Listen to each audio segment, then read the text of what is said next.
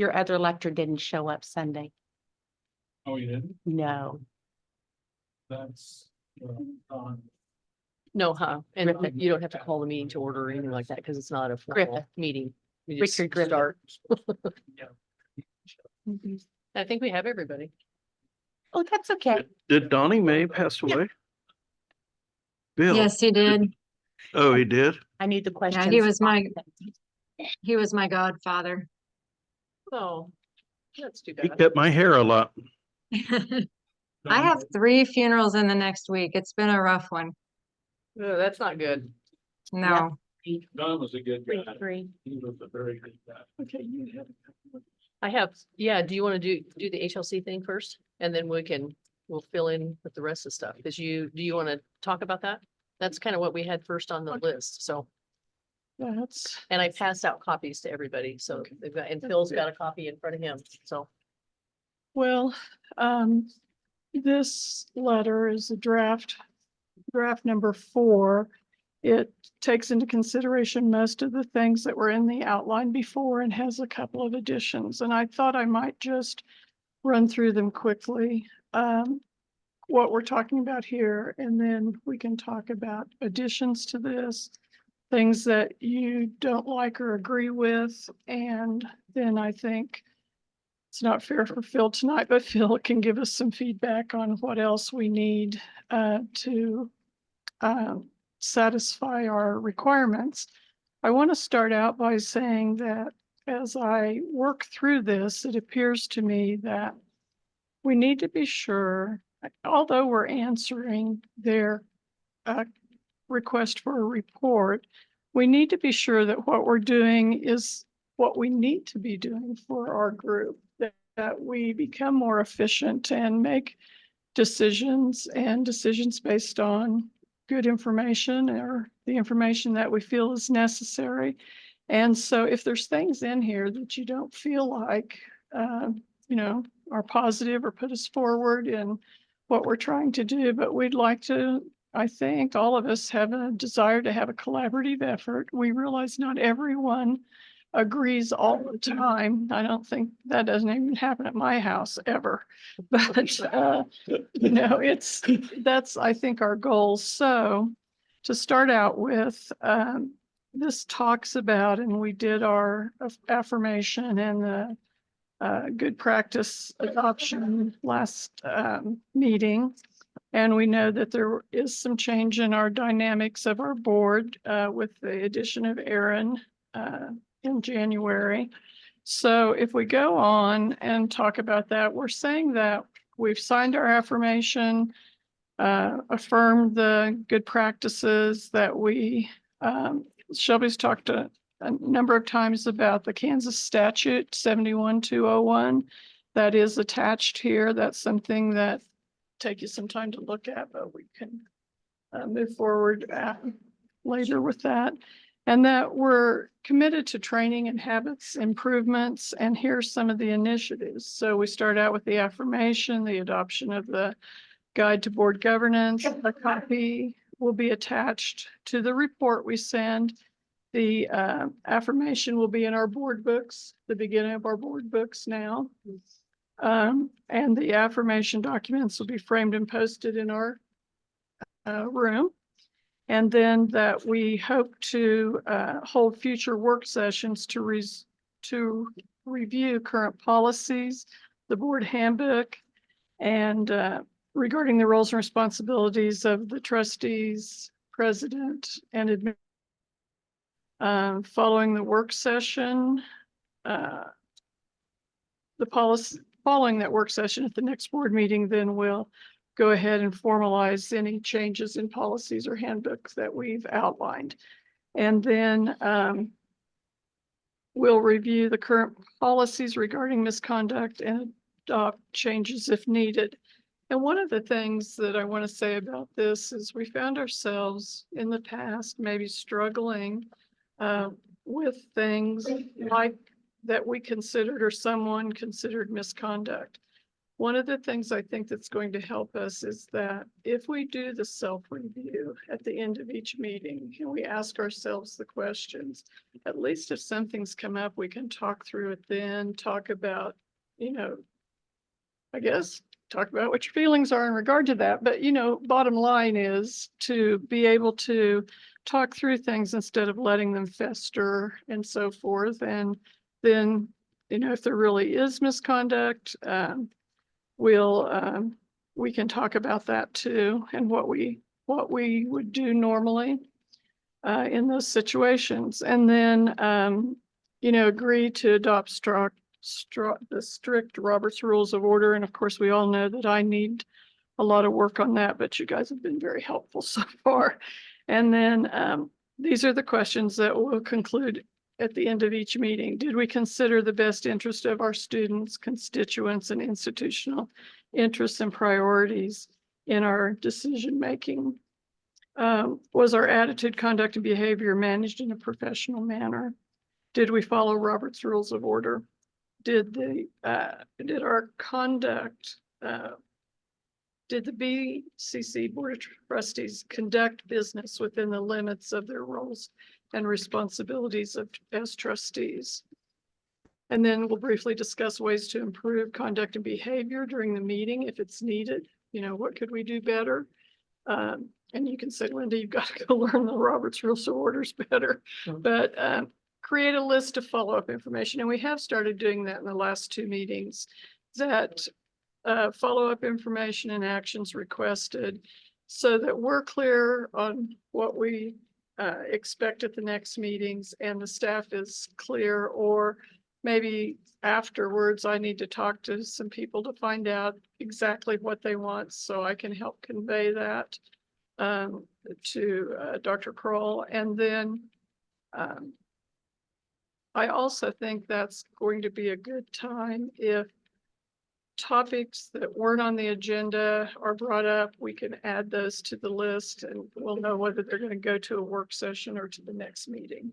So hopefully that helps us come to the meetings with everyone prepared with the information they need to provide. And I know just a little bit when we set up the agenda for the last meeting, I had some comments in reference to topics about things that I'd heard from each of you or some of you about what you would like to see in regard to a topic. And so I think that's helpful too, when they know that, well, we were thinking, what about this or what about that, but you didn't say it in the meeting. So I think that'll be helpful. I do too. And then I'll just quickly go through the rest because it's not much, but then visioning exercises in the future. Some of them related to the Robert's Rules of Order, could be a training, conflict resolution. How do we agree to disagree?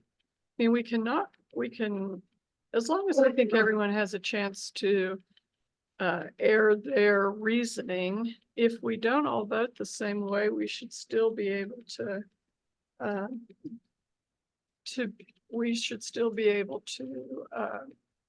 come to agreement on things, going forward. And then in April, I thought some of the work sessions, this is going to be over probably a 2-year period of time. We may need to be putting some timeline into this. I understand that, but I wanted to get some basic topics down. So work sessions, this is me, and others have agreed that we want a sustainable financial plan. We want to minimize tax impact on Butler County taxpayers. We don't want to get ourselves into a situation where we have to have things like capital campaigns and pass mill levies for 2 and 3 mills for a 10-year period of time to pay for things. If we could have figured out how to save for and anticipate things in the future. How can we work better with the president and timeliness of information so that we can make the best decisions for Butler? And I think this also may not be worded quite right, but I think this also comes to the issue sometimes of we have a topic that's off agenda. And again, saying, what we need, not expecting that everybody will have every answer to every topic, but expecting to receive the information we feel like we need when we do talk about it. And how do we improve trust between us, our staff, students, the public? How can we promote a positive culture on campus? I have not been the best in my 2 years of being on campus for very many things. But I do know that the other day when I did come on campus and was around some students, the first thing that surprised me was that they knew who I was, because I went up to ask a question. I said, he said, that's okay, I know who you are. Oh, okay. And then, but I think that the more we do interact just on a friendly basis, I guess, not only with staff, but with students, it goes a long way. And so I'm going to try to commit myself to go to more events and things than I have. And then we said we we're going to continue to attend the KACC meetings. And in part of the wording in the response from HLC talked about the board becoming involved in the mission and visioning process earlier in the process, that rather than towards the end. So that's the start, and then there's just the attachments, and we'll still need to attach the standards of good practices. Isn't in with this. So I guess we'll just start with comments. I know I got this to you last minute, so it's hard, but anyone have anything they just feel like they can't live without? It's here that we need to change drastically. The wording can be different. I mean, if you have things that that you feel like need to be worded differently. I think you did a very nice job, Linda. It wasn't just me though, so. Well, the other people too. Yeah, we didn't get Dave in the mix as much as we should have, or as much, but I feel like that we've gone back and forth several times, so. But I just, go ahead, Shelby. I was just looking through it. I think we're currently sitting at like 8 pages, and then we need to be at 7 or under. So we could either eliminate some of the state statute attachment. I don't know if there are attachments, if that matters with the 7 pages or not. So we might consider that. And I don't think we have the other document we signed Right. beside the affirmation of good practices attached as well. So Yeah, I don't know if have that counts against us on the 7 pages or not.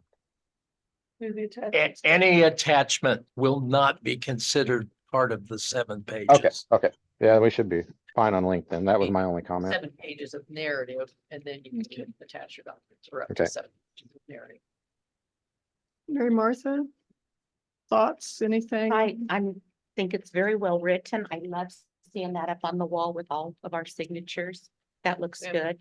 We have I think the poster was printed today, and we'll have that up to Good. the other one. I think we do need ideas on how we agree to disagree. know. Uh, What would those be? what would those be? I just That's couldn't, just out in the cloud right now for me, but we need to be respectful of one another's opinions. has anyone been in Like- an organization that did anything that helped that? I've never been in an organization before that had challenges that we had on that front over the last couple of years. I also like it to where at the end of the meeting, we review and then we have an opportunity to say, okay, we're looking forward to this, but we need more information on this, and not surprise people and not, just to where we all have, different ideas that will lead us to better decisions in the future. That's already been really helpful for us internally to be able to go back and watch the end of the meeting and say, okay, remember, this is what's, on the work session agenda and what we need to prepare for March, or if we have to bump it to April or whatever. So that's already been really helpful. Kim, Yes, ma'am. I just, since you're not right here, I want to be sure your comments are included. Yeah, I think it all looks really good. I appreciate your guys' time and effort and putting into it. I personally have never had an issue with agreeing to disagree. I think part of what would help on that sometimes is just if people could give their input and, and their why, then it might be a lot easier to at least respect the other person's opinion rather than sitting in silence voting opposite and not ever discussing why. Maybe that's just causing more animosity, but everybody should have a reason for what they're doing, especially if it's a controversial topic, if that makes sense. It does make sense. And this Yeah. is Shelby, and I had one idea that I mentioned it before, that might help things overall, is like, I've asked for 20th day numbers. It's been past the 20th day. If those were provided to all the trustees via email before the meetings, I wouldn't have to be persnickety and bring it up and try to find out stuff in meetings all the time. If we have all the data prior beforehand, that's something, a lot of questions and asking on the spot stuff that, I've asked before, but I still haven't had an answer to, that would eliminate a lot of that in the public meetings if we just simply had all that prior. Which hopefully, as we make our list each time, if there was something like that that we were anticipating, then make sure that we get it down on our list of things. So And if it's number something- one, so I'm aware, and make sure that I remind if Yeah. we didn't get it or Yeah. something. If we think that we're supposed to bring it to the work session. I mean, maybe if we can even clarify, some of these things, if you want them emailed to you in an update, we can do that. If it's okay to wait until the work session or the next meeting, we'll do that. And of course, sometimes it's dependent upon what we have to gather for information and things like that. But all of that stuff helps to, so let's together kind of remember to help clarify those things. Be specific about them.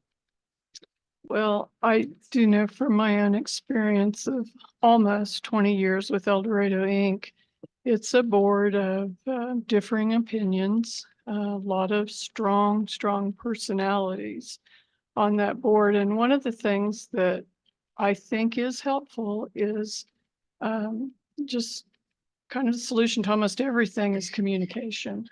And if you have to feel comfortable communicating with someone, so sometimes there would be board members that were at odds, but if they both felt like they could talk to me and I could figure out but they had to come forward. And sometimes you need to get to know people and know what their mannerisms are. One of the gentlemen that everybody would be so frustrated with, he was like the devil's advocate, but they didn't realize he's born in another country. He said, I only had sisters. When we sat down at the dinner table, if I couldn't hold my own, I was out. And, once I understood that more about him, then I understood sometimes when he seemed gruffer or more deliberate that he was just trying to spark the conversation, make sure people would speak up and so forth. So, well, let's think about how do we agree to disagree? Yes, Heather? I was just gonna see if Phil, Phil might Well, have some insight into this. If I could make a general observation about this, this is a beginning. You have 4 more pages Okay. that you need to create for this monitoring report.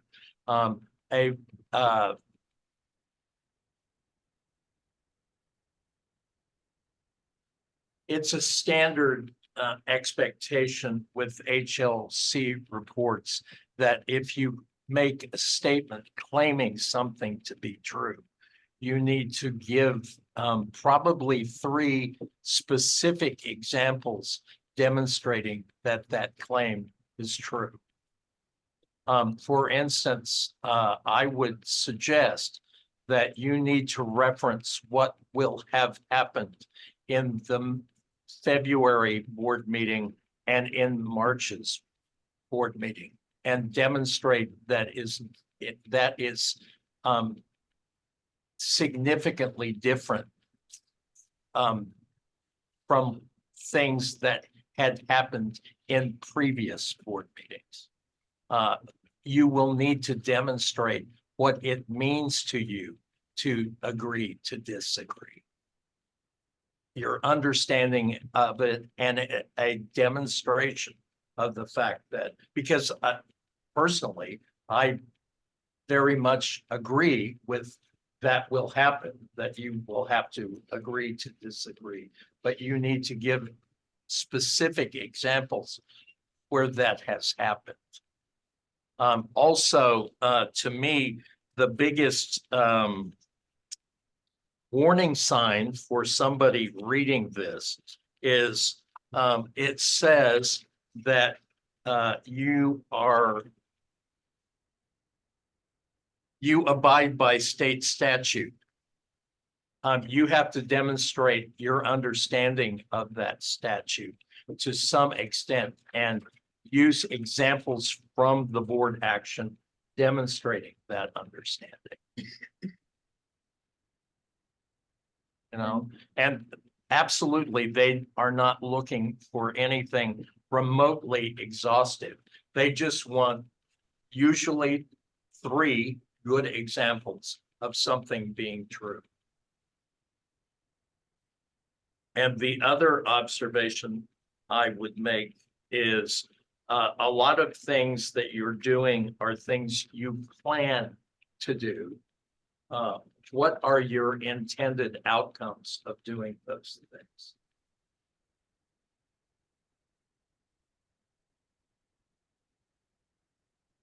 But the other thing that popped into my head, you're a group of human beings who have individual personalities. Address that in this. You're not, you know, you have individual different personalities. So of course there's challenges in terms of group dynamics. Address that.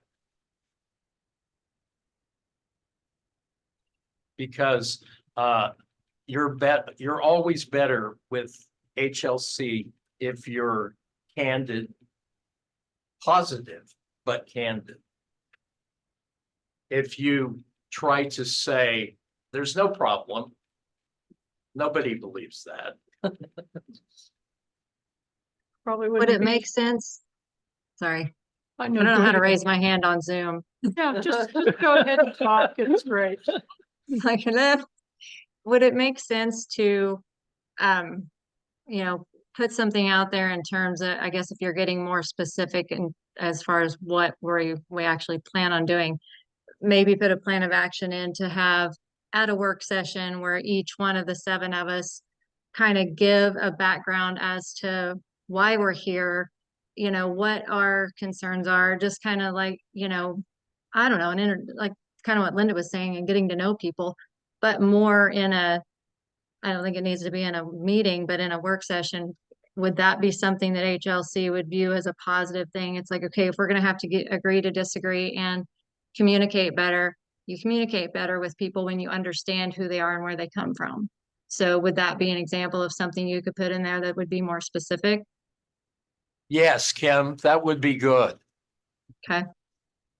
You know, because there is a sense of different vision and different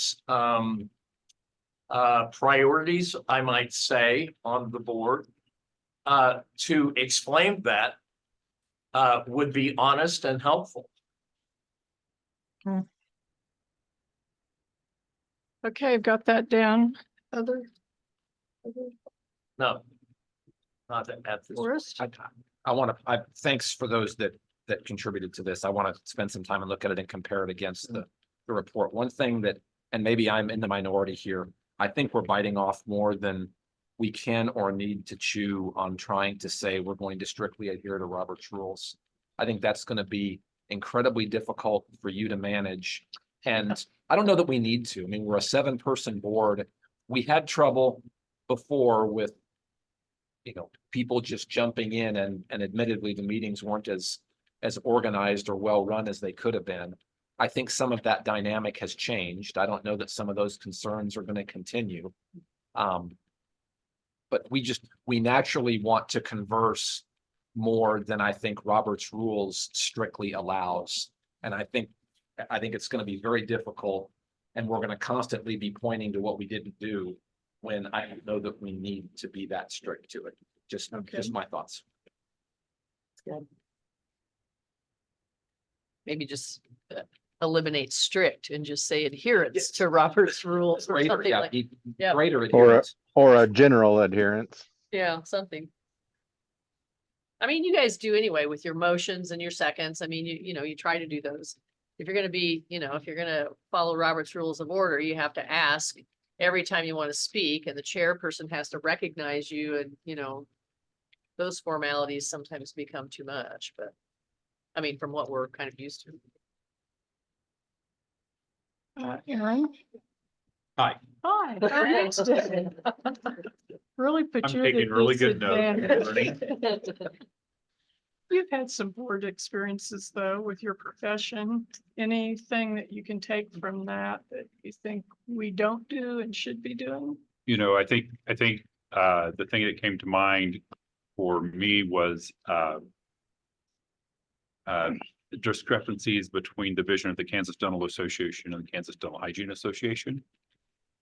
Is this being streamed? I need to be careful. No, no. Okay, it's good. being That's recorded. fine. It's being Well, recorded, but it's not. I don't want to irritate a bunch of dental hygienists. I'll be without Oh, yeah, we don't several have any tomorrow by morning. Monday. So they came in and spoke before House committees, very emotional and loud, and there were tons of them that would come in and we were taught, be professional. Right? You're professional, be professionals, state what you have to say, back up what you're saying with data, and everything's fine. And I think I've only been here a couple of times, but it seems like that's what this group is doing. And I know maybe it wasn't always that way, but that's what I have to add to this conversation, and I'm sweating a little bit right now. Thank you. Thanks. Well, Okay, maybe I'll let you off the hook. anything additional, Dave? No, where he makes notes down, I make my notes all around on my paper. So So I just have one more, to continue its habit of training and improvement. How many training sessions have we had? 2? we've had ACCT trainers in 2 different times, but you also have had To give Sue it? Gibbons. Didn't Heather Morgan do some?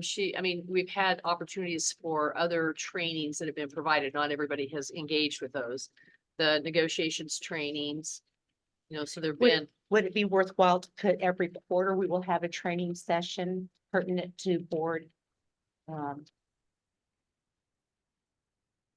what about, Professionalism, ethics, yeah, I mean, it could be a variety of different topics. Bill, would that help?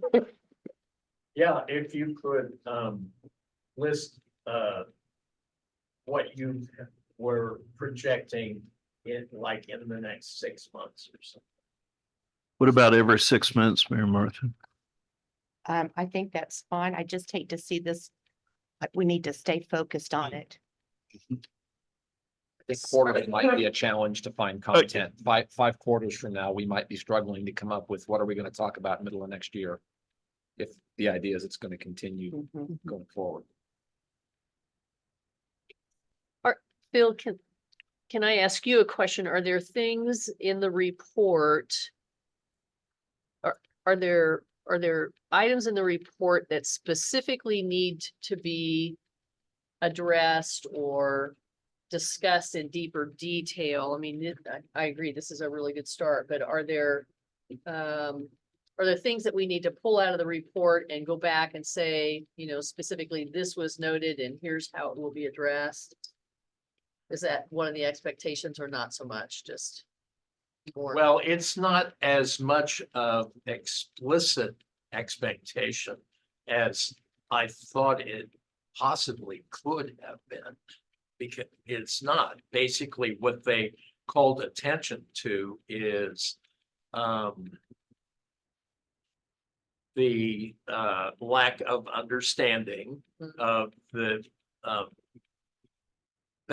balance of roles with the board and the administration. And also all the murkiness about the code of ethics and the behavior.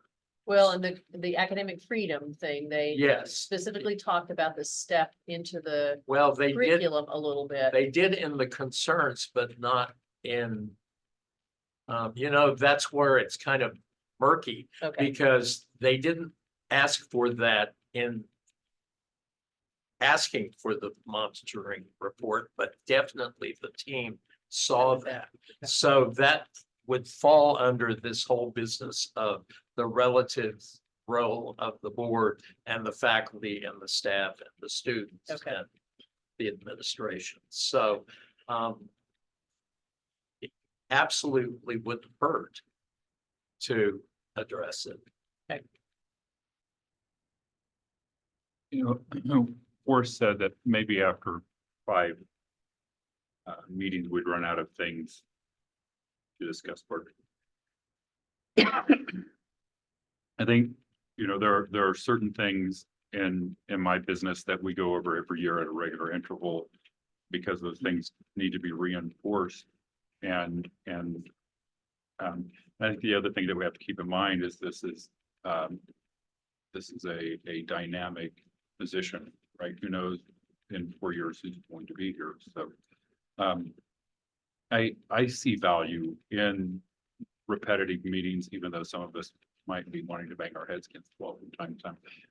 But right now, every time I come in here, I learn a lot of new things, so I'm very excited about it. So maybe in a couple of years, I'll have a very different opinion on that, but I would share that. And see, Aaron, I think you, since you're the new member, we need to start having tours again. That was so beneficial when we first came on the board. You know, we'd learn where all the dorms were, which is the oldest. What do we need to do to make it better? Just every building on campus, we'd go to Andover. We did not ever get through the whole campus here in El Dorado because we always had a lot of questions. But I think it'd be good for you to find out where things are, Absolutely. you know. There's so much. I would enjoy a tour, and I know a lot about the campus, you know. You didn't get a tour Wrote it either? down. Huh. I don't know that I think that's I very didn't know important. we didn't have it. when Kim and Never know. Linda and I My were, schedule was crazy. yeah. So maybe we could have a info meeting, then a tour the next 3 months or something like that. When the weather gets better. Can't be any better than Should've this, done it but today. Shelby, anything else?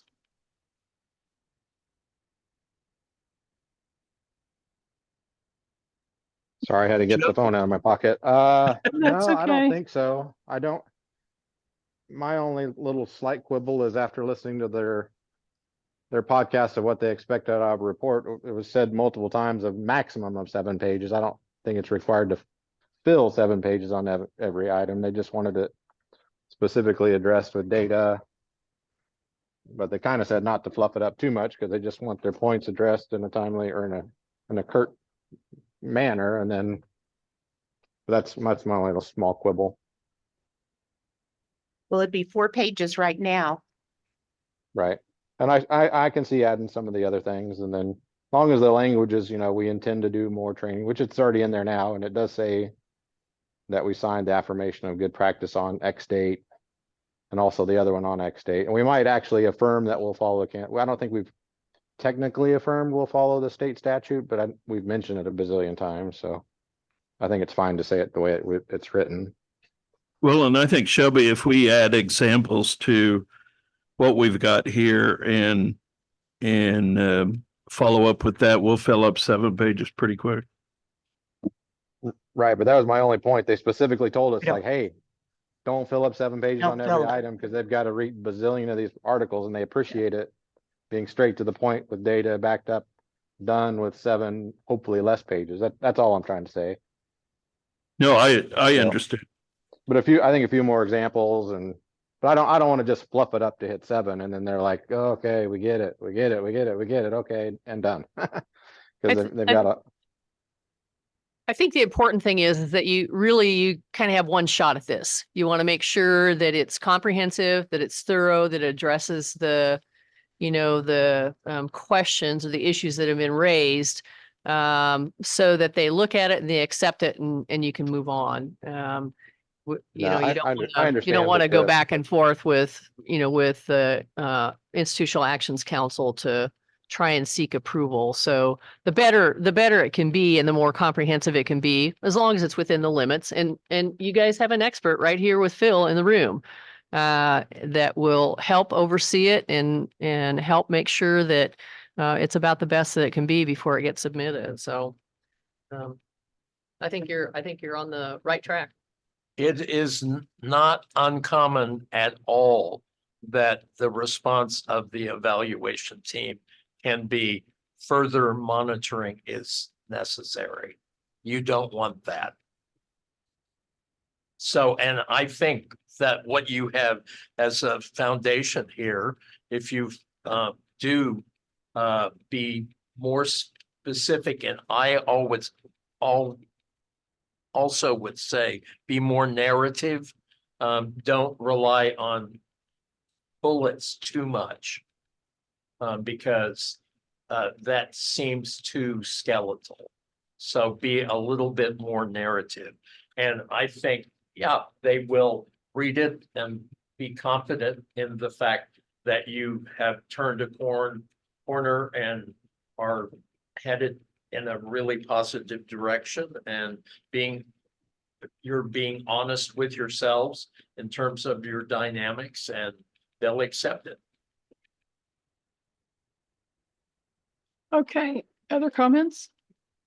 Kim, anything else? Nope. Okay, we'll move on to the next item. I think there was a desire to be done by 6. Is that correct? That's what. Kim and Mhm. Shelby had something to attend. Yes. Well, and I think they thought they might have to leave between 5:30 and 6 or Okay. something like that. So, Well, we'll go quicker here. so we've got information that we can present on the Butler County Resident Scholarship that you asked for. I also have some time and a little bit of information on presidential search stuff. So what do you want to talk about first? Let's talk about the scholarship first. Okay. Because I think you indicated, or Jennifer sent us information on 3 firms and you're waiting on 2 more. Yeah, and I've got some additional information that I can Okay. share. So, can you email Shelby and Kim this same big thing? Please, so they have it like kind of hard copies, but I think Jessica's gonna present. Yeah, come up and sit at the microphone and you got a copy. Right? and my headphones are about to die, so I lose you here pretty soon.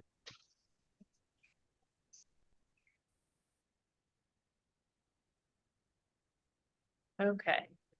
So you asked us at the last meeting and we've kind of danced around the edges on this before in the vice president's meetings and as we've talked about tuition and fees, but Jessica and Esam, Kent and Carrie, I'm not sure who all was involved, did a deeper dive into this information and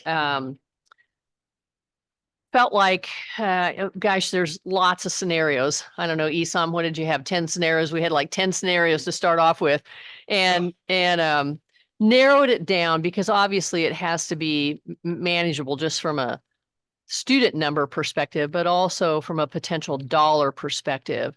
And if this is something that, that we want to start or that you want to start, then there would be opportunities to build out the populations of Butler County students. But this is kind of a starting point, and the group kind of decided that this might be something to at least consider. So. Right.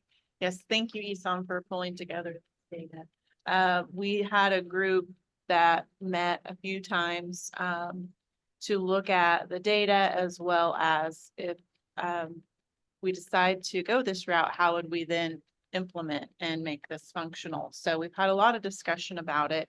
The first thing I want to do is talk to you about the Part A Butler County High Schools. So as Dr. Kroll mentioned, we had a lot of different ways that we could look at this. But we wanted to look at how would we incentivize more Butler County high school students to take courses. And we felt like focusing on the academy pathways made the most sense. And so that's the scenario that you see here.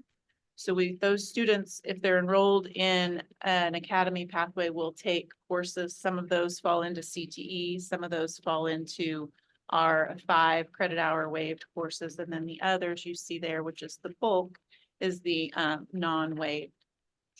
So if we look at the potential of waiving the tuition or a tuition scholarship only, the cost of that would be just over $121,000.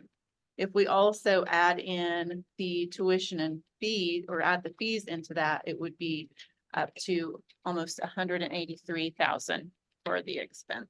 So let me just clarify for Aaron, when we're talking about the academy students, these are the qualified juniors and seniors that can work on their associate degree while they're finishing up their last 2 years of high school. And so it's a select group of students that are actually enrolled and working toward an associate degree completion while they're still in high school. And ESOM pulled the numbers based on, current, what we have right now. Those are the most accurate numbers we could. Yes, We could thank go you. by. So 101 students is what we're looking at. They're Butler County residents, high school students enrolled in academy pathway. And we felt like it was important to also show the state reimbursement. So regardless of whether or not we receive tuition, we are still getting that state reimbursement. So what are the chances if the classes or the fee is waived, let's say for tuition, that number could be a lot more? That is- 300, could it? It could, it I mean, could. what's the criteria? So currently these students are paying out of pocket for these non-waived courses. So there is the option or the possibility, I guess, that if we do provide this scholarship, we would have more students that decide they want to do an academy pathway and can afford one. Some of the pathways are limited though in size. I mean, you wouldn't, there would be potentially some pathways where students, there wouldn't be space for them to enroll because the classes are already full. Am I correct in saying that, Heather? Yeah, so I mean, we have a little bit more flexibility in terms of like Rose Hill, for example. If there are classes that overlap, right, between the pathways that we offer there, then students, the seat capacity is what would be our limit, right? So if a class is full, I mean, it would be a great problem to have. We've never had it where the academy, we just could not take on another student. So, but we have done is, for example, the health science pathway, really popular pathway for high school students. Rose Hill typically is full, or you have students in this area of the county that for seat time purposes can't make it to Rose Hill or don't have transportation. Now we offer that pathway here in El Dorado and Rose Hill. So then students could take it at both locations. And are there about 1,500 graduates from Butler County high schools? Yes, I believe so. Is that what 1,100, okay. 1,100. And so you'd assume then we're encompassing 2,200 possible students from junior, senior. I think for this purpose, so you're talking early college academy, Mhm. so there are No, entrance criteria for that. So a student has to place in, they have to meet a certain GPA, they have to have a recommendation from their counselor, and they have to have an interview with our early college academy staff. All of those they have to pass. All of those things are required before they can. The I had a the quick academy- question. Oh, go ahead, Shelby. what's the maximum number of additional students we can handle if we waive $180,000 worth of tuition for everyone? I mean, what's going to be the benefit if we can only handle 20 more students to give up $180,000 worth of income? That would be a big ask, I would think. Yeah, and I think we need to look at the seats that are available within those that aren't filled currently, to be able to give that estimate. I think the other thing, with the academy pathways, this is a stringent curriculum. I mean, they're in high school, they're still playing sports and they're cheering and all of those kinds of things. And so the students that enroll in the pathways are typically really motivated and academically really sound students, because it's tough to be able to do half a day of their high school requirements and then half a day of college requirements and then have homework for both. So I don't know that you would get boatload more of academy students because of those entrance requirements. You would get some potentially.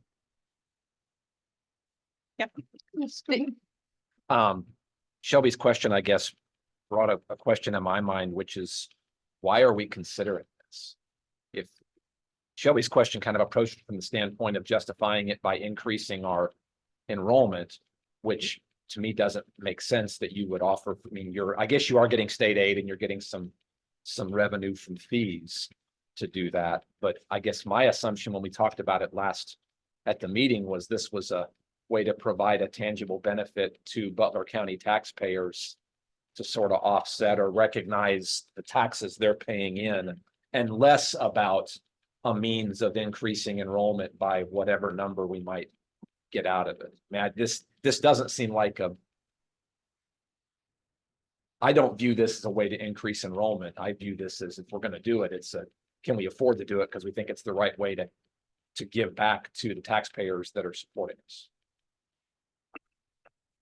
But one of the things that we did talk about also that Jessica can cover kind of at the end is, if we did do this, what's the balance and what's the offset? How many additional students would we want to try to recruit and enroll, because of the state aid reimbursement that we get, to help offset that reduction in revenue that is going to come from the waived tuition or the waived tuition and fees. I mean, it's been brought up multiple times about, scholarshiping Butler County students. And so, we were trying to address that question and answer, bring valid information to you for consideration. So Do you think Colby Community College would share their data with us? Didn't they give free scholarships to students who were on free and reduced meals? Johnson County did, I know. I don't know. I think Colby did too. Yeah. But can we get some info to see if it did increase enrollment? What were the pros? What were the cons?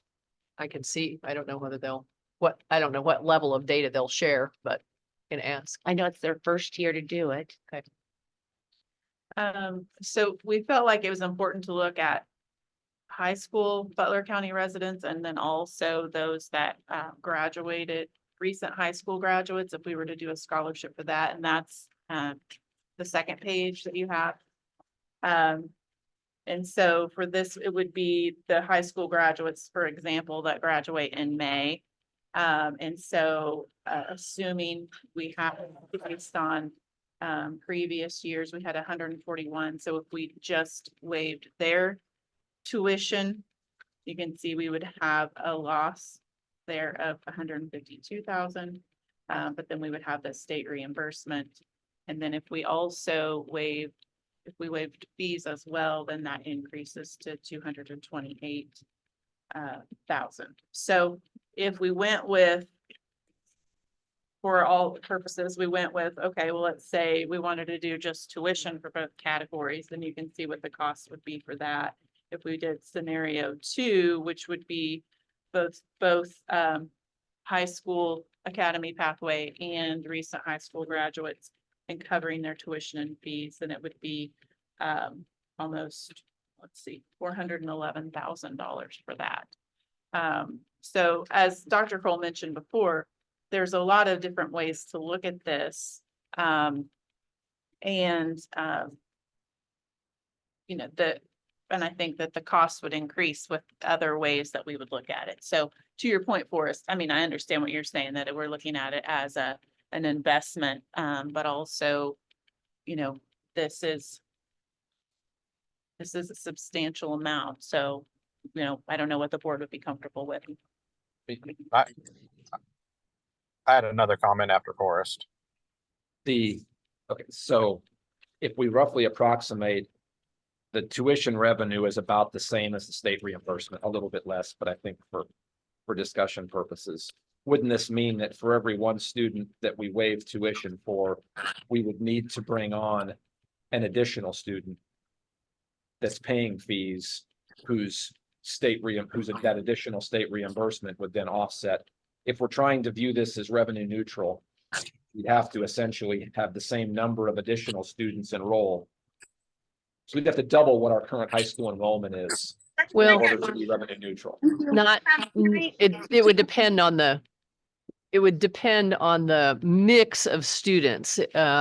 Not necessarily, I mean, if they came from out district, if they were, you know, if we added some additional international students, it would be, ESOM looked at a lot of different combinations of numbers, and it's not necessarily a 1-for-1, because you would continue to, you know, get some students from, you know, from some of those other cost sectors maybe. I mean, I'm trying to isolate it to this proposal. Yeah. You're not going to bring in international students on the benefit of we're giving Butler County residents free tuition. No, but if we recruited additional international students, that increased international student, you know, headcount could help offset some of this Oh, okay. reduction. So, you know, that's all I'm saying, is that we would need to continue to recruit students from all of those different residency sectors. And if we got, you know, some additional international students at the cost that they pay, it would help offset some of this. I've had a couple comments when I can have Okay. a second. And Go I ahead, guess Shelby. what I might take a little issue with is, instead of focusing on, you know, a few handful of high school students to give them scholarships, I think if you want to be fair to all Butler County residents who pay taxes, just if you're wanting to spend that kind of money, just say, hey, we'll drop tuition $5 overall, and then we would generate new students at 5% less revenue per student, but each student would pay us 95% more than we're currently getting. I think that'd be a way to benefit everyone and increase enrollment and revenue. And just thinking as a parent, I mean, I've got a 16-year-old wrestling. He just got on Dean's honor roll, but he doesn't have any expenses. I mean, he's also working as a plumber's apprentice, but he doesn't need a scholarship because he's a young man without all the expenses. Whereas someone, a lower income Butler County resident who would really like to go to college and can't afford it because she's got 2 kids, but she's not in high school, she wouldn't benefit at all. But you would benefit the high school jock whose parents maybe have enough money to send him anyway. It would maybe seem unfair to the lower income family, whereas, it'd benefit the high school only. That's just a thought I had listening. Okay, thanks Shelby for your thoughts. We're really, one of the things also trying to look at potentially, I know it also is primarily to give that back to the taxpayers. But also if you look at our enrollment trends, the current high school students, that number has gone down. And so by focusing on the recent high school graduates, it could be a retention tool for us as well. So Derby, how many miles is it from Rose Hill? Just under 10, would you say? Very So short it- distance. Yeah, it's really short. So those students would not be able to get this. No, it would be for in-county. In county, you'd have to have a. Well, there would be students that attend Rose Hill High School or Andover High School who don't live in Butler County that would not get it. It would be based on your residency.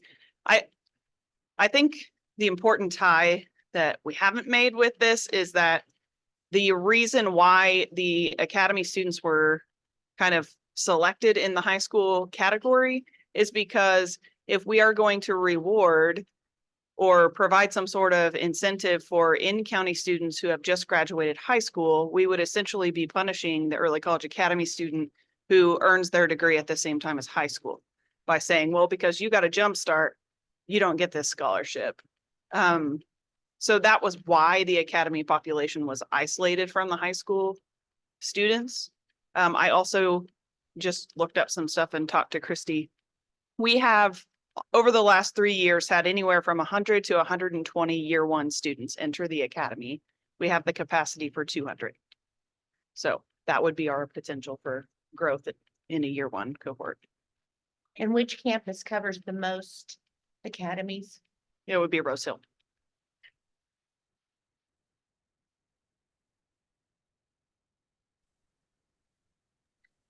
I would still like to bring up the fact that we're still facing a tuition decline, enrollment decline.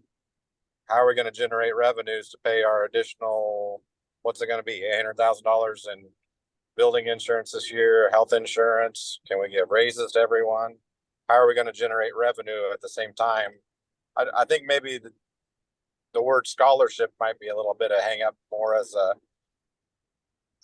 I don't know how it's gonna benefit the overall financial picture of the college by just giving a select few, more of a free ride. Not that it's not beneficial, it wouldn't be great to do, but I don't know how would you balance that. Right, that is something to consider, and I know that at the last board meeting, I believe it was, we were asked to bring something forward that would help us look at this. And so that's really, our aim tonight is to bring some data together for you along with what that cost would be. Also benefit to the taxpayer. So this is that information. We can go back and get additional information to bring forward to you if you'd like, but I'm not sure I'm hearing that would be favorable. So, Well, I think Need Dave some was the only language. one that requested scholarships for Butler County residents. I think that was his request last month. As opposed to maybe an analysis of like an international tuition drop versus the increase in international students. It'd be the same for Butler County residents. If we drop 5% of tuition, we would expect, a 1% uptick, which would pay for the cut anyway, and it would add well, I will speak to the international all the enrollment. state fees and all that. I mean, that's I more of a can speak request to the I would international ask. enrollment. We looked at that a little bit closer just today. And it appears that the retention of our international students is up significantly. It's typically hovers around like 73%. And this year it's about 86%. So and I guess that would be persistent, right, ESOM. So from fall to spring, usually it's about 73%. This year's 86%. And that's going to account for a lot of our international growth for the spring. Okay, and taking that out of a percentage wise, how many actual people are we talking? How many total international students? Because, that uptick of an increase in percentage could amount to like 8 students or something. I didn't know. Yeah, I don't know. I'd have to look at that. I just know that the persistence was something that that significant difference stuck in my head today. Okay. Because I mean, if we're gonna stay at the same staffing levels, we either need to increase enrollment so we can pay our bills, or we're gonna have to somehow consolidate some classes to, get them full with maybe a few or less teachers and overhead somehow. I'm not saying who or what needs to happen, but I think we're long past a point of making some decisions either way on that. Well, and my initial thought on this was hearing about Colby, hearing about Johnson County and their goal to keep people local. But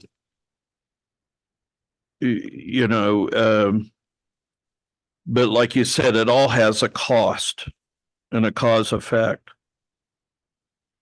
Kent, what month do we need to confirm our March. March? By March, we have to have our tuition done. Yes. Yeah, because we start enrolling students and start getting information out publicly and We So start enrolling them the day after spring break. Wow. I don't know.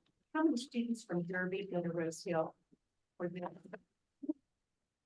I know that we have somewhere around 50 students total that attend the academy, but I don't know exactly how many go to Derby. Rose Hill. Yeah, I think it's around 50 students. But I could get the actual number. Are they the highest enrolling?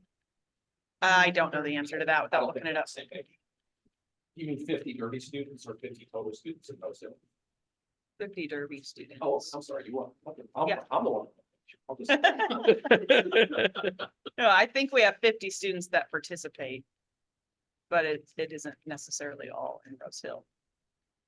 I can pull up the Yeah. total number. I just don't have that off the top of my head.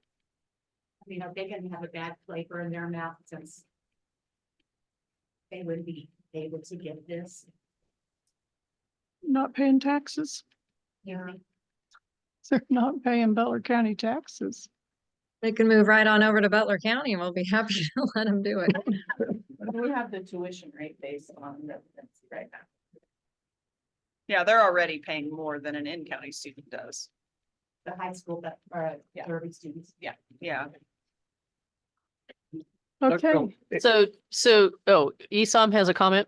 There was a question about why we are the emphasis on students who are coming out of high schools and then enrolling after they graduate. One of the reasons for that was those are the students who are most likely to get the maximum amount of financial aid to offset this, because they're taking full-time classes, and there are certain levels of financial aid which go with it, which we have calculated into it.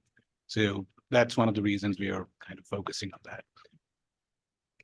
So I just need some clarification. Is this something that you want to consider? If not, we won't worry about it.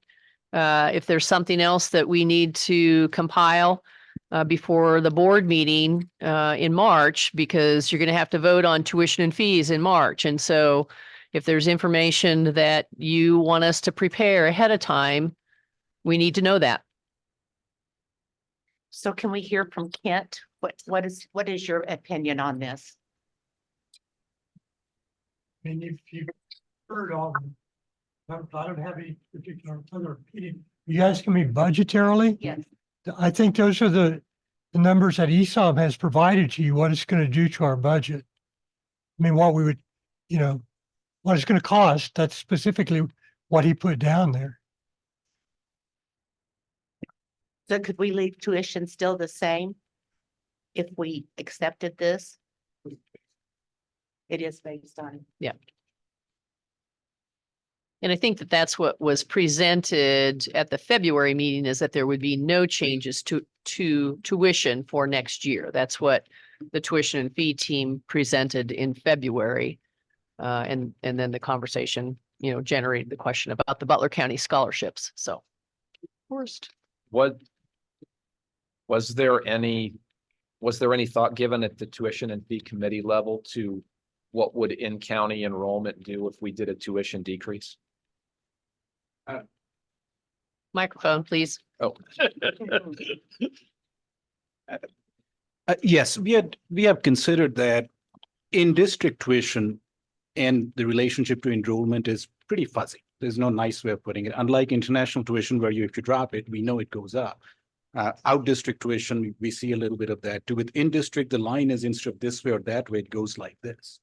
So I'm not confident saying that if we drop it, it'll go up. It could, but I'm not confident of putting my signature on it yet. Okay, what direction do we want to give Dr. Kroll and staff?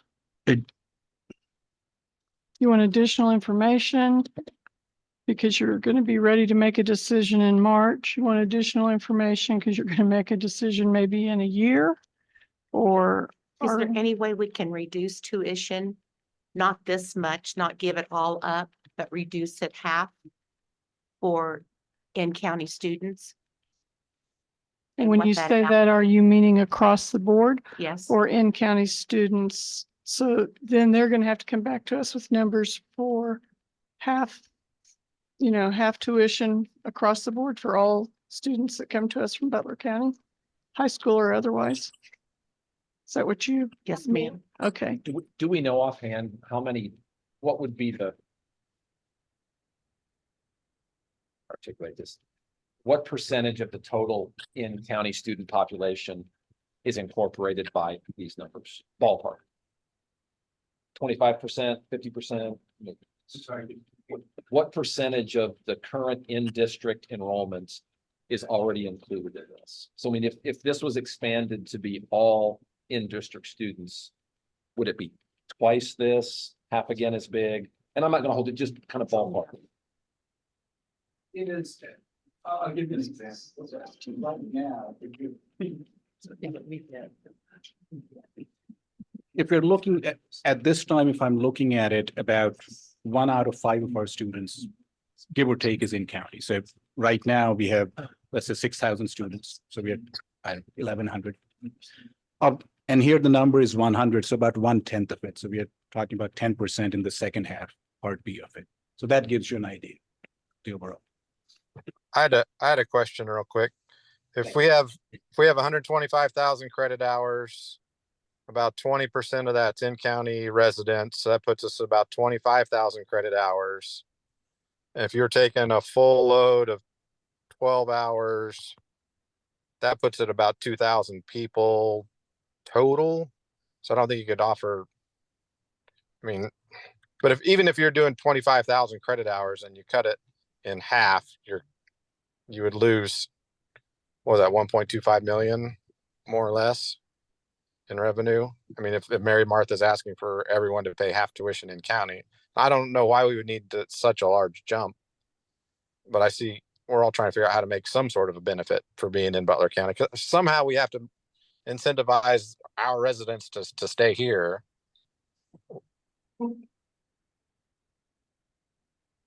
Yes, I was just thinking, Shelby, I'm just trying to come up with different ways. I hate to do this, what is suggested here, but.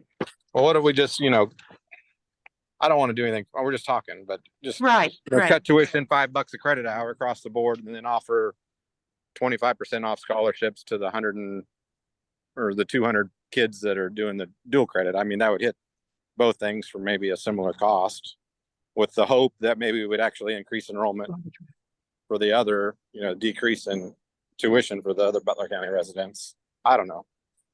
I've got to sign off here in a minute, but I'll watch the rest of the video tomorrow. Thank you all. Thanks, Shelby.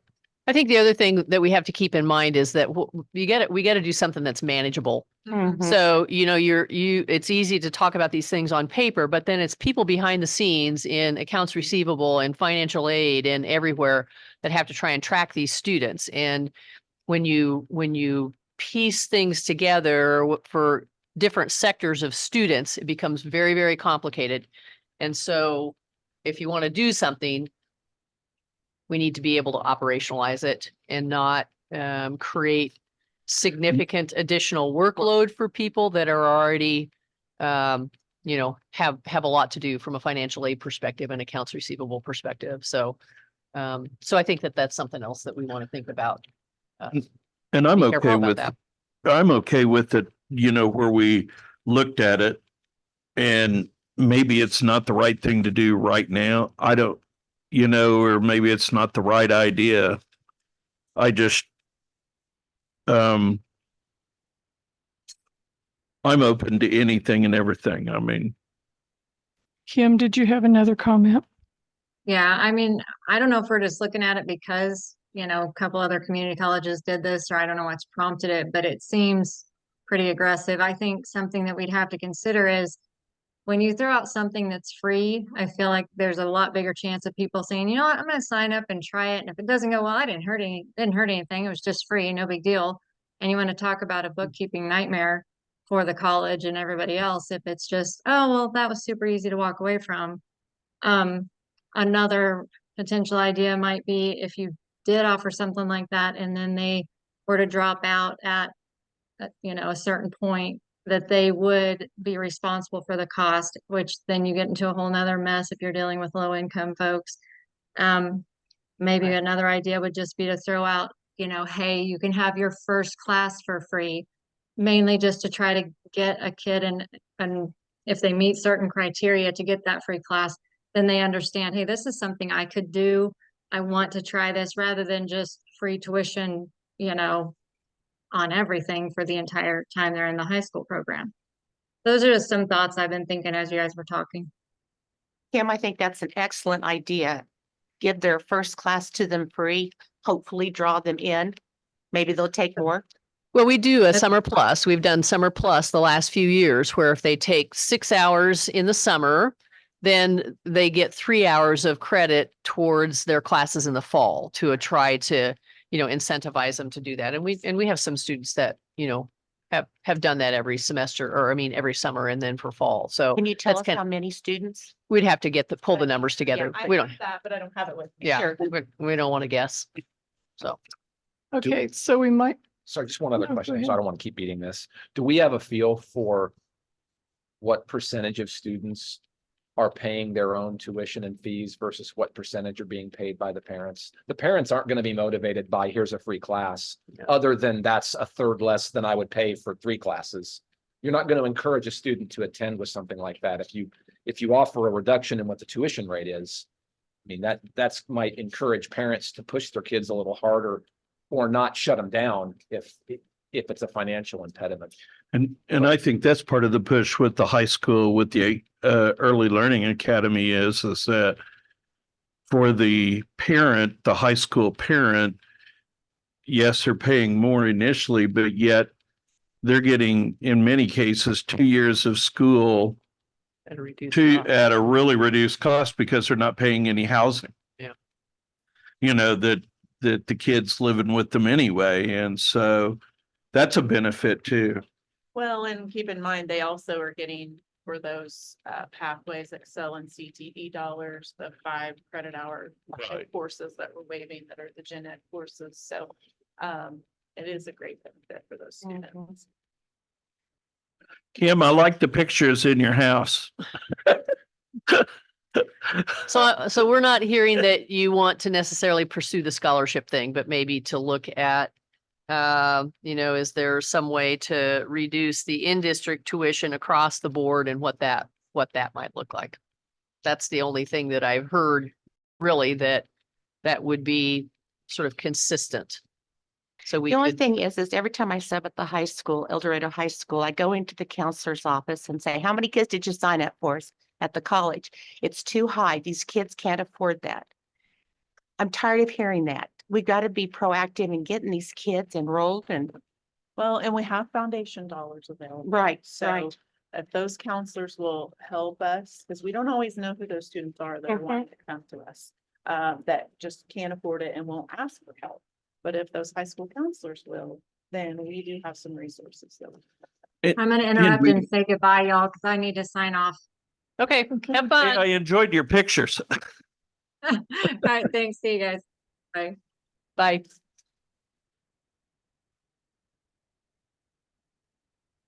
okay, not anything else, I think, it's not something we want to vote on in March. Is that agreed? The scholarship stuff. Right. No, you gotta Yeah. vote on the We tuition have to fees, vote on tuition and fees, but, Yeah. not the and scholarship. we stuff. may bring Okay. this back. But it was, I don't know, I think it was worth looking at. Hey, thanks for your work. Thanks, everybody. No, I do appreciate that. And last. Well, little bit of information on the search, you know, the search firms. You have electronic copies of these. We just copied off the Gold Hill and the Poly Group. The you know, the cost is maybe a little startling. But it's I think it's something that needs to be considered. We didn't copy off the AGB, the Association of Governing Boards, because they are the highest cost. Their set fee, search fee fixed at 65,000, and then additional client and support fees, 70,000 with expenses on top of that. Don't know for sure what ACCT costs will be or RH Perry. But Gold Hill and Polly's are listed on the last, I think the last pages of both of those documents. You'll see that Gold Hill's cost is $37,500, and then there are some search expenses on top of that. You guys can read through this. The full search service fees for Holly Group, you'll see on the last page. If you did some of your meetings virtually, $54,500. The thing that's important, I think, to consider with a search firm is that these folks do this all the time. And they are recruiting, they'll have a leg up on recruiting and advertising from the very beginning because they're doing searches all over the nation. And they will have a pool of applicants that they've already vetted, that they've already talked to, that they could potentially identify would be best fits for what we would be looking for, what you guys would be looking for at Butler. And so there's some real benefit in using them because they really walk you through the process the entire way and help ensure that it's very professional and that it's at the level, the executive level that you would want it to be at. I've already, some institutions do their search on their own. It's a significant time commitment, very significant time commitment, as well as a commitment. I think that if you're going to do it on your own, you really have to understand the level of confidentiality that goes into it, the time commitment that goes into it. The process of trying to vet those candidates at the executive level can be kind of challenging, I think, sometimes, where a search firm can really step in and help make that happen. I've already asked the marketing folks to start to develop kind of an overall brand for what we want the search documents to look like. They can kind of do a head start on some of that. They'll have to be, it used to be that you mailed everything out. You put everything in print form and you mailed everything out. Now everything is electronic and on the website, but you still want to have on your website, you want to have presidential profile and what you want those qualifications to be. You want a really significant overarching look at the college. You want the timeline. You want key facts about the college. So there's a lot of information that has to be gathered. One of the first things that the search consultant would do would be to visit with you, visit with constituent groups. And so they would talk with the VPs and they would talk with people internally. They probably would talk to some external groups of people to find out what the qualifications need to be for the next president and help develop that list of qualifications. I put together just kind of as a starting point for you, and just so you kind of see what this would potentially look like. Let's get that to you. You have to decide what those qualifications for this person coming in would be. And so this is just kind of a start to how you would focus your search and what you might look for in the next president. Typically, what happens with those search consultants is that they will, because they've got a pool of candidates to begin with, they'll start to make phone calls and they'll start to reach out to people and they will start to find out if there's interest. And if there is, they'll encourage them to apply, as well as the advertising that we would do. So they're going to encourage people to apply. And then after they start to get applicants, then they will reach back out to these people again and start to screen them at a deeper level. And through that process, then narrow down that pool of candidates and hand off then to you folks, to the search committee.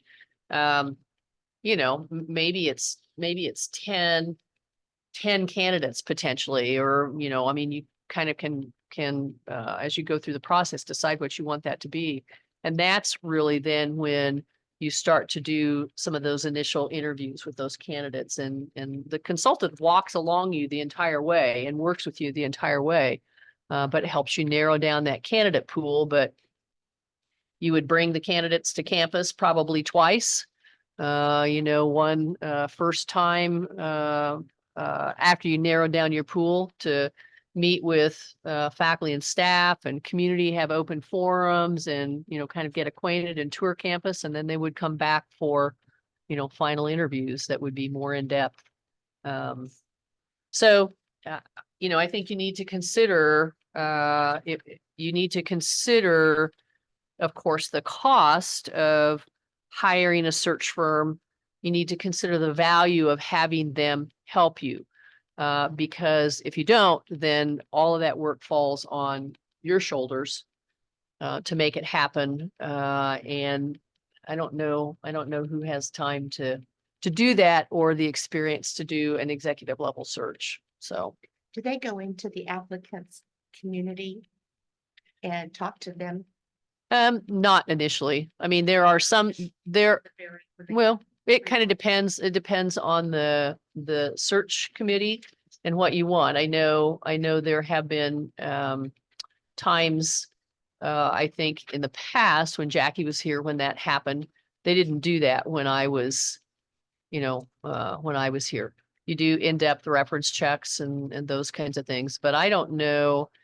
I'm not familiar with even searches that are happening currently among the Kansas community colleges that they're visiting those final candidates' home campuses. They're bringing them to campus to meet people, but I'm not aware of any of the current searches where they've gone out to those potential candidates' home campuses to talk to people.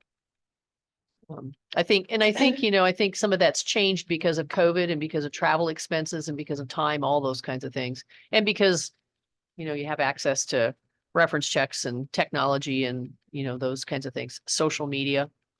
Our school superintendent in Garden City was fired. Let's see, this would have been 1978, 79, but the search committee never did go to his hometown to talk to the banker, religion, how he gets along with the community. And he took Garden City for a ride. Yeah. So there's so much stuff out on social media now. And when you get to the point where you're working with final candidates, kind of depends on the process, but you can seek information that's off the reference list. You can find other people to call and talk to, and you don't have to stick necessarily just to the list of references that are provided. So. When you were hired, did they use a third party? Yes, Yes. they used Gold Hill. Gold Hill? Uh-huh.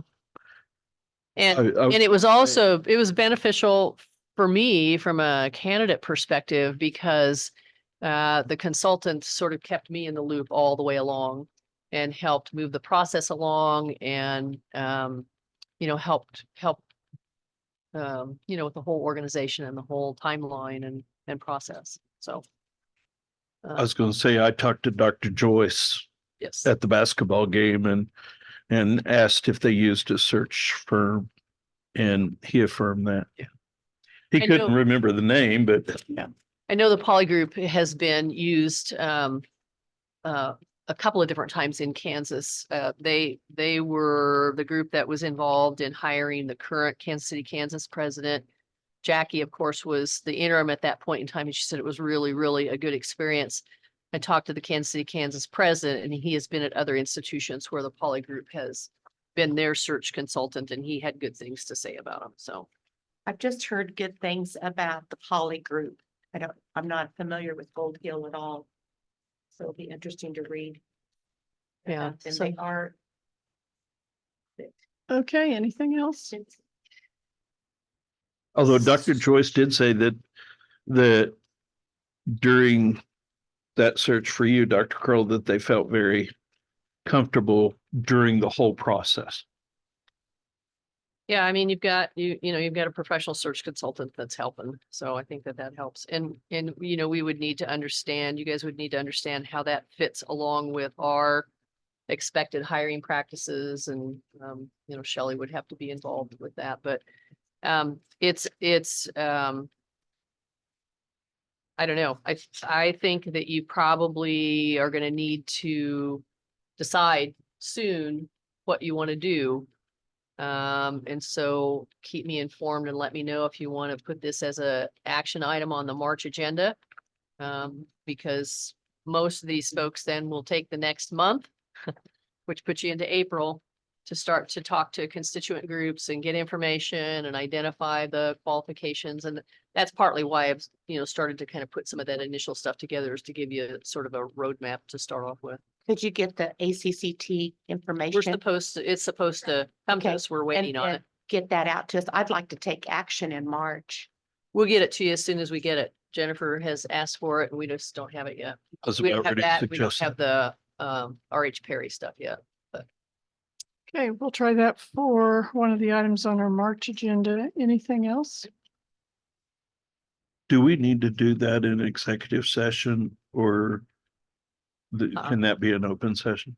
That, You could have some discussion about it, non-elected personnel, you could have some discussion about it in executive session, but if you were gonna select one, you need to, do that in an open meeting, but I would think that you could have some, I'll check with Ray, but I think you could probably have some discussion about it. Okay, if nothing else, I think we're done. Thank you. Wow.